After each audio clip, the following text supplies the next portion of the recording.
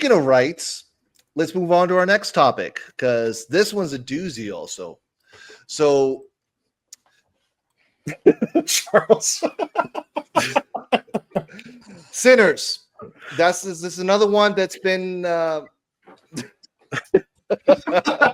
know what you're doing, Charles. I know what you're doing. I love cinema, man. What can I tell you? I know what you're doing. I know what you're doing. What can I tell you? So this is a movie that's been killing it, and Ryan Coogler he's the new SpikeLee. Michael B. Jordan, he's the new Denzel. Those two brothers, they're killing it. They're fucking killing it. And re-released now, and I actually saw this in IMAX. I saw this movie twice. The first time I saw it on IMAX, and oh my fucking god, it was like. I'm gonna go this week to watch it. I haven't seen it yet, but I'm gonna go this week. Now, Harsh, you saw it, right? You saw this. You gave it a 6 out of 5. I would. Yeah. And this is what I like about us podcasting, because some people are gonna like it completely. Some are gonna have some criticism. You and I agreed on one thing, that few things went a little bit too long, but you gave it a 6 out of 5. Charles and I, we gave it a 10. But we'd like to understand your point of view as why you gave it a 6 out of a 6.5. I just think a lot of stuff just went on too long, like the dancing and them recruiting the people to go to the club. I just thought that was it just took too long, you know. Okay.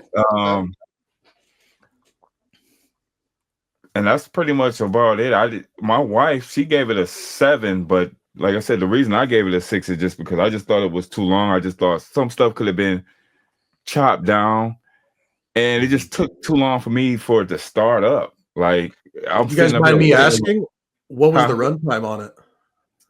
2 hours and 11 minutes. Okay. Yeah. So when the first vampire, when they first showed a vampire, it's like you're like 45 minutes in or like 50 minutes in or something like that. So I was waiting for something. I like the overall feel for the film. I think the problem with me is I think the film just needed a backstory with these characters, especially like with the girl and their relationship and stuff like that. Because it's just like, well, you just got to go. You just got to accept, oh, they had a past relationship. Oh, this person know this person know it. And it was just like, well, I'm not really feeling anything for these characters. So I don't know. I probably missed something because she actually went to go. She liked it more. She ended up seeing it another time. She went to go see it again.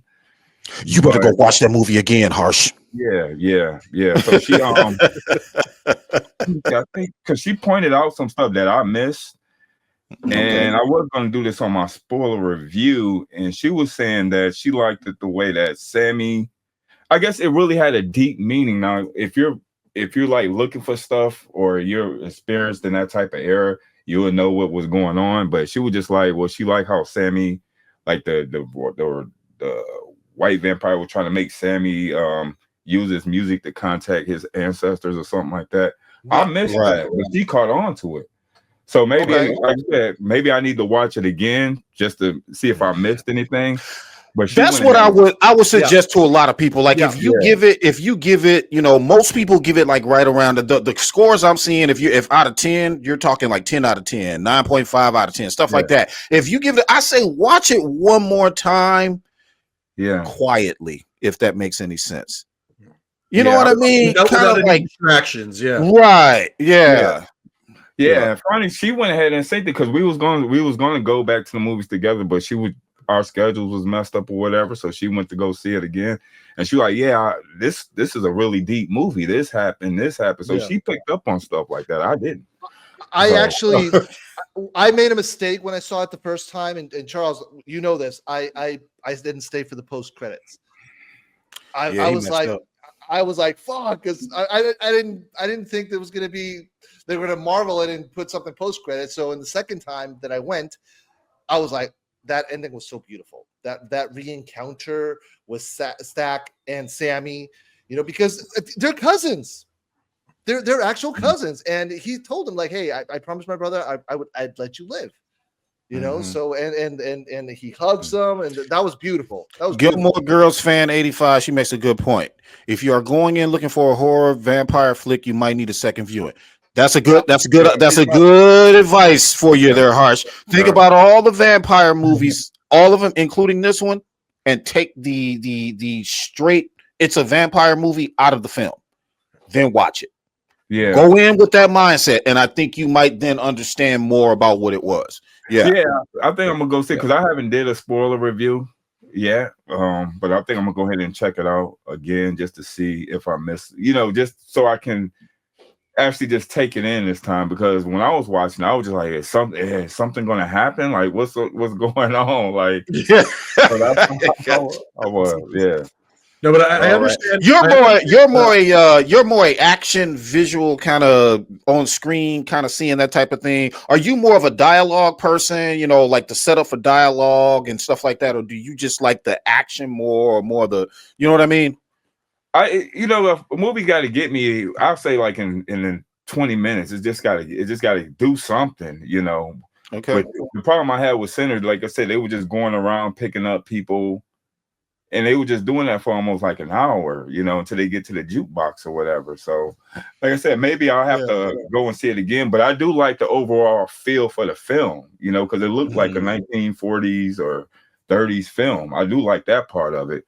So, like I said, maybe I got to go out and check it again. But she ended up loving it. She gave it a 10 out of 10 after she seen it again. But yes, Crimson Lake. Yeah. Yes, I did. I did love it. I loved it.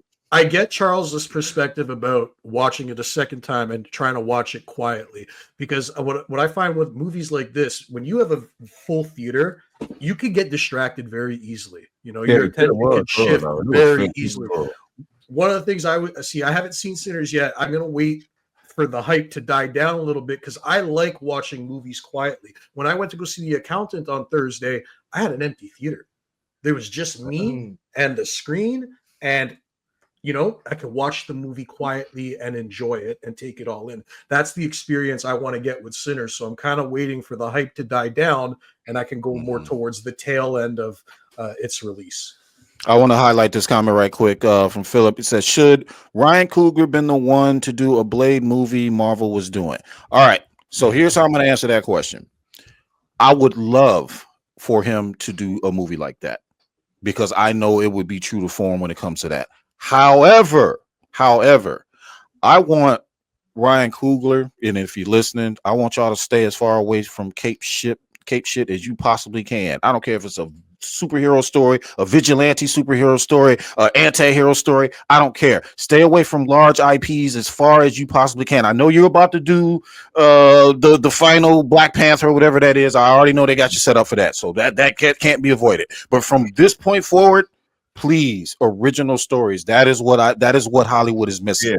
They are sucking the teeth of IPs, and we're gonna get there. But that's I would love to see that, absolutely. But I want them to stay so far away from IP from this superhero shit, man. Seriously. I actually want to share a few videos that I have here online about this topic on Sinners. So let me share here with you. One of the goats of cinema thinks it's not horror. It's a new genre. So let's hear him out. Ryan Coogler, Sinners. Dope! 100% on Rotten Tomatoes. You called it the greatest experience you've had watching a film in years. You then went on to proclaim it is Black cinematic power. Spike, I need to know your thoughts on the future of filmmaking, especially with Ryan Coogler and as you see it. Support this film. It's amazing. Attention to details. Michael B. Jordan did his thing. We talked about the kinship between you and Denzel. I think Ryan and Michael B. Jordan have a similar kinship. Yeah. They're doing that thing too. It's almost like 3 movies in one. There's a lot of things that sort of happen. For me, he told me the film was a horror film. I don't think it's a horror film. He invented a new genre. Yeah, that's a different genre. The brand new. It gives me the same feeling the first time I saw Get Out, where I'm like, it's a horror film, but like emotional experience. Like that's it. Like it's a whole experience. I just love to see him work. And going back to our history, Black history, our story is so strong and deep rooted that a lot of it is horror at the end of the day. To be able to artistically put that into story, to filmmaking, to be able to still keep the essence of what we built and our ancestors and the spirit. Built this country. We deal with demons, other people's demons. We deal with our own demons, like Sinners, dog. Like, you know what I mean? When you really break that down, like it's powerful. It gives. Now, and that is what, I'm gonna let you go, but that is what Sinners was about right there. He just said it. He just said it. Go ahead, Phil. No, I was going to say that one of the things that I didn't realize, because when we did the review, Charles, obviously I saw it once I saw it the second time, the scene where they are they're playing, when Sammy's playing music and he's conjuring, and then you see people from the past and the present, that's all one shot. There are no cuts. Yeah. And I was like, because on the first time I was like, I didn't realize, and then the second time I'm like, holy shit, there's no cutscene here. It's all straight camera right there. And I'm like, damn, dude. So guys, watch this movie. Watch it. And if you, and Harsh, again, watch it again, dude. Yeah, because it's funny you mentioned it. A lot of that's what my wife picked up on. She picked up on him reaching his ancestors and stuff like that. I didn't. Harsh was like, "Where the vampires biting people at? Show them." yeah. So I'll see it again. Because like I said, maybe it's something I missed, but she picked up on it. I mean, she's an intelligent woman, so she can pick up on stuff like that. But I didn't pick up on that stuff. She did. Like, nice. So since I haven't seen it yet, is there anything that you guys can compare it to? Like, remember when we were talking about Dusk Till Dawn? I was gonna ask that. Yeah. Okay. Dusk Till Dawn. Yeah. It reminded me a combination of Dusk Till Dawn and 40 Days a Night for some weird reason. The vampires themselves reminded me of 40 Days a Night, and then like the thematic, the scenery, the way the cinematics looked reminded me of with the juke joint and all that. Reminded me of from Dusk Till Dawn. Absolutely, it really did. And I want to highlight this right quick. So Gilmore Girls 85 says Michael B. Jordan was absolutely amazing in the movie. His ability to create two completely different characters was truly spectacular. Yes, that part right there. This dude, he was playing two distinct personalities in his film. He played that shit very, very well. Yeah, absolutely. He did. No, I'm glad you guys said Dusk Till Dawn, because that's what I was thinking of when you guys were talking about the slow burn getting to vampires. Yeah. Yep. There you go. And that was set up there. That was Tarantino. So that was Tarantino, right? Yes. Yeah. Yeah, that was Tarantino.